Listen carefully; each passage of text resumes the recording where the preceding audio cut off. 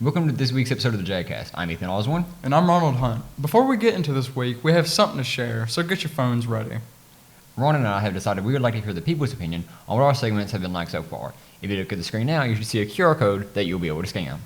That's right. Once you scan this QR code, you will be led to a survey where we can get all of your feedback on the things that we collectively have done so far for the JagCast.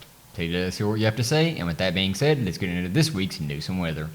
Last week, our basketball team participated in a couple of games for the Glory Road Tour to honor a few of the schools that joined together to become Floyd Central.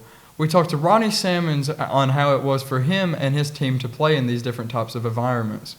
The normal atmosphere for most high school games are pretty good. District games are different than just like regular high school games. But for these throwbacks, there was a lot more people than what they normally probably would have been. So the atmosphere was great. It almost felt like a tournament game, and it was just regular season. So it was a challenge to start off the game because no one could get any rhythm going because where the court it seemed smaller. We felt packed in with all the fans and stuff. We enjoyed playing there, but I mean it was a lot different than like playing in regular high school gyms. But yeah, it was a great experience playing in a gym from a long time ago. So It is now time to name our athlete of the week. Our female athlete of the week is sophomore basketball player Riley Compton. Against Pressenburg on Friday, February 3rd, Riley recorded her 500th career rebound. She currently leads the team and is among the state's leaders in rebounds with an average of 10.4 per game.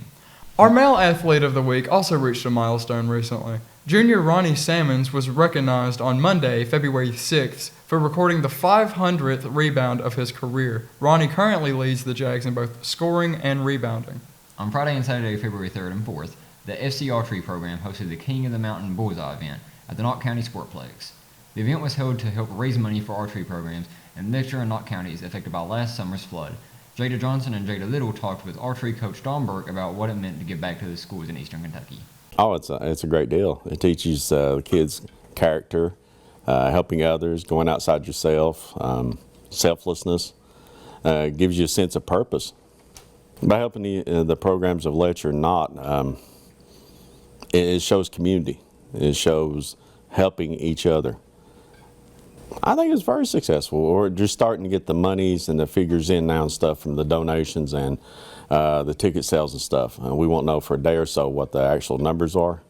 But it was really successful. It was packed at the Sportsplex, and we had good numbers at 3D at the board gym. Next Saturday, February 18th, the FC Academic team will compete in the regional competition. For a short recap of the district tournament and another district championship, here is Matt Johnson. A few weekends ago, Floyd Central's academic team competed in the district tournament at Betsy Lane High School. The varsity quick recall team placed second overall. After losing to Prestonsburg in the semifinals, the latter team went on to win the title. However, FC's quick recall team will still move on to regional competition at Johnson Central High School on February 18th. The academic team overall placed first out of all the schools after combining quick recall and testing results. Speaking of the content testing areas, the testers who place in the top 5 at district competition will test in the same content areas at regional competition on February 18th. For a full recap on the season as a whole, here's head coach Allie Maynard.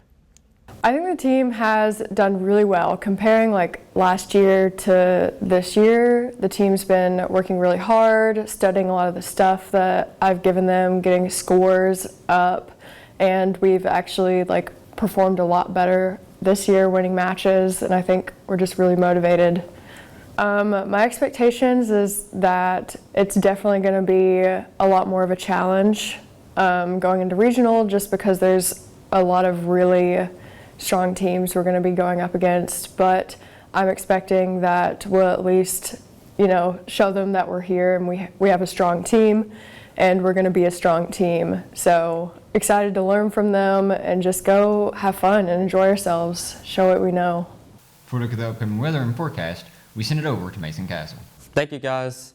This week it's been a little warmer today, but later in the next week it's going back down 30 temperature.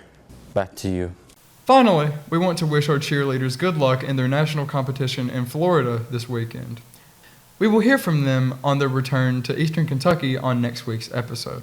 Make sure you check out our survey at the beginning of the show with the QR code, and we'll see you next week.